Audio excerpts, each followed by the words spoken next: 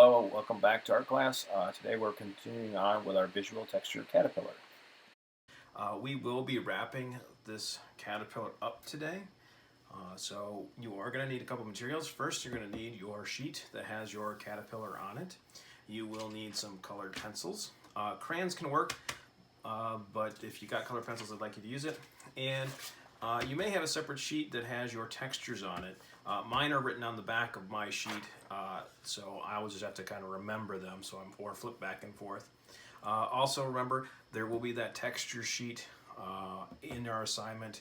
I will repost that for you so you can look at it if you run out of textures. If you come up with a new one after looking at that Zentangle website that I posted last week after I had posted the assignment, that might have given you some new ideas. Okay.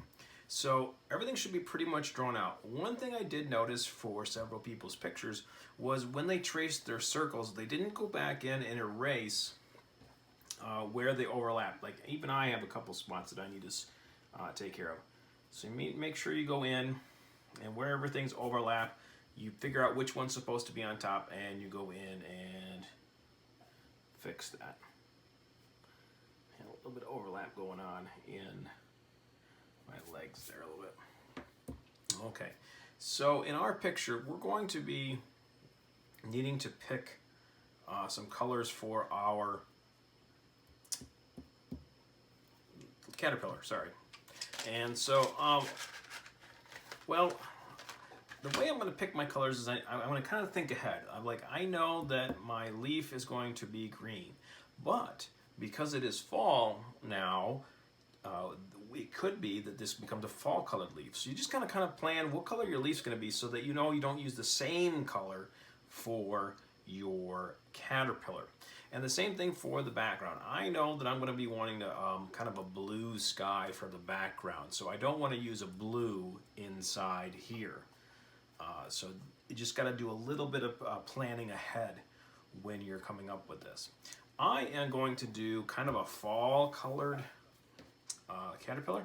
So I'm going to leave mine with yellows, oranges, and reds. So let's start off with something easy to see. I'll do orange. That one came out real nice. Okay, and so I can just flip back. I have kind of a spiky texture. I like that. So I'm going to put a spiky texture right here. And the way I'm going to do this is you could do it with a regular pencil if you wanted. But in this case, since I know what I'm doing, I'm going to go ahead and just do it nice and dark with my colored pencil. I'm going to be careful about my legs there.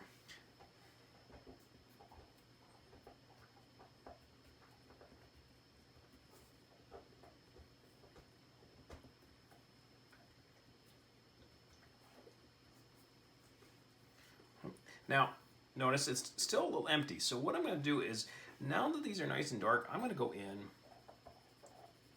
and very lightly fill in the circle. I also got to fill in any of the spikes that are sticking out. In fact, I'm going to go in and outline a little bit here, just so it looks really nice.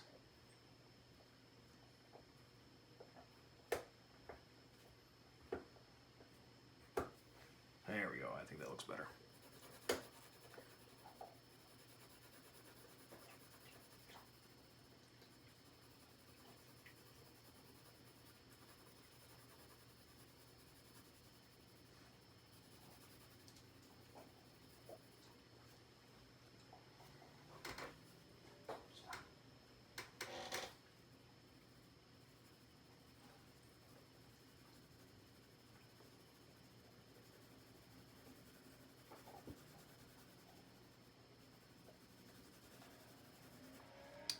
Okay, there's my first one. And I'm going to just go ahead and do these ones, and I'm going to speed the video along a little bit because you'll see how I'm doing each of these as I go. I'll flip back, see what I did.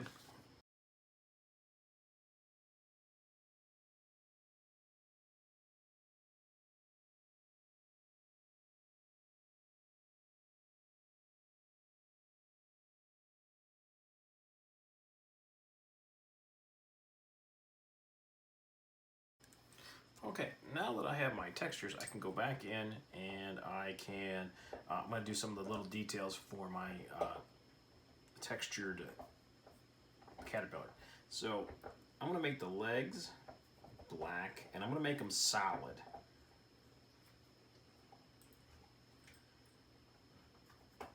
That way they're easy to see and relatively easy to color because they are pretty small.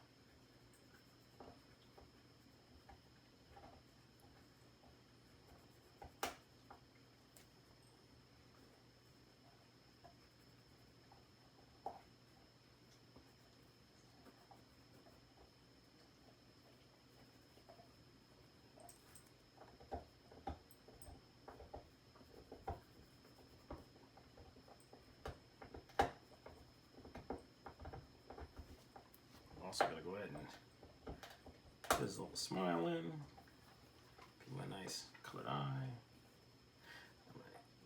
Give his antenna a little fuzz to it.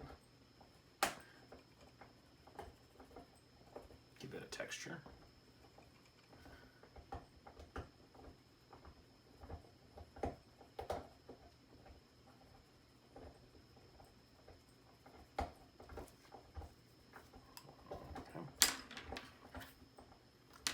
Now, as I said before, I wanted to give my leaf color green, but what I'm going to do is I am going to add a texture to my leaf as well. It's going to be a big, simple texture, so I'm going to go with a kind of a broken floor look, or cracked ice maybe.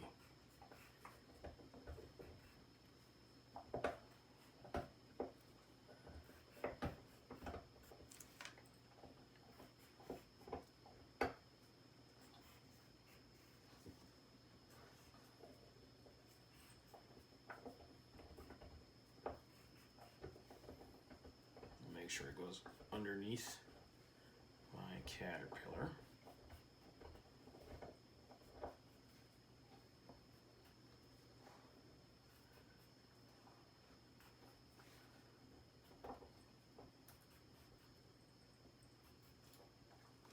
Like that. And I'm going to outline my leaf just like I did everything else.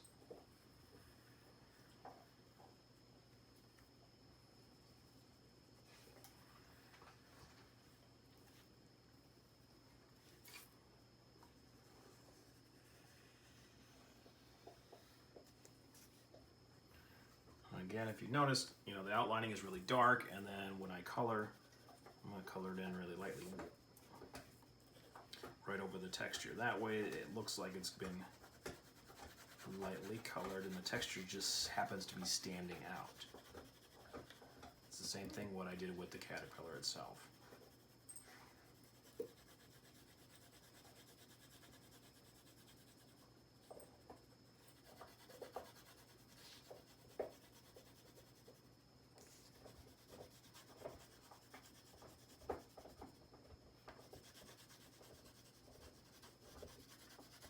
Now you can choose your own texture to do whatever. I am going to do a little bit darker here in the middle, just to add a little contrast.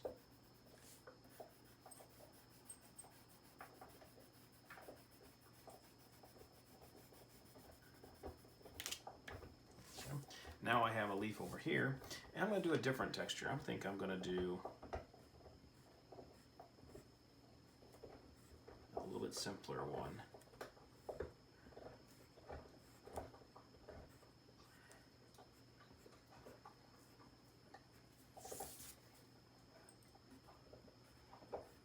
It's almost like having the veins of the leaf.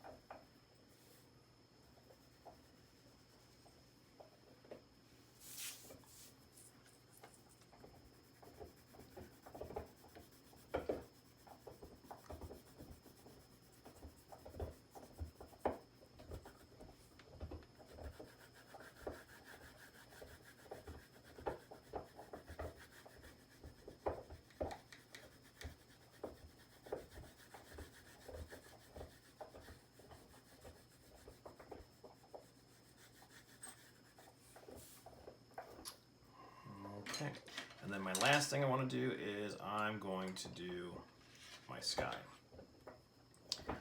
And I'm just going to do kind of a blue background. No texture necessary for the background. It is awful big, so I don't see a need to do a really fancy texture for the background.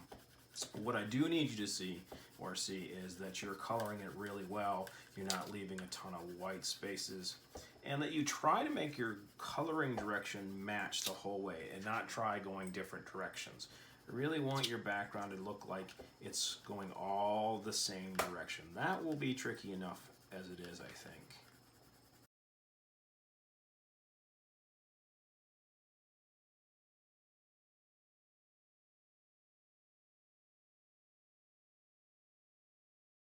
Okay, and there we have it.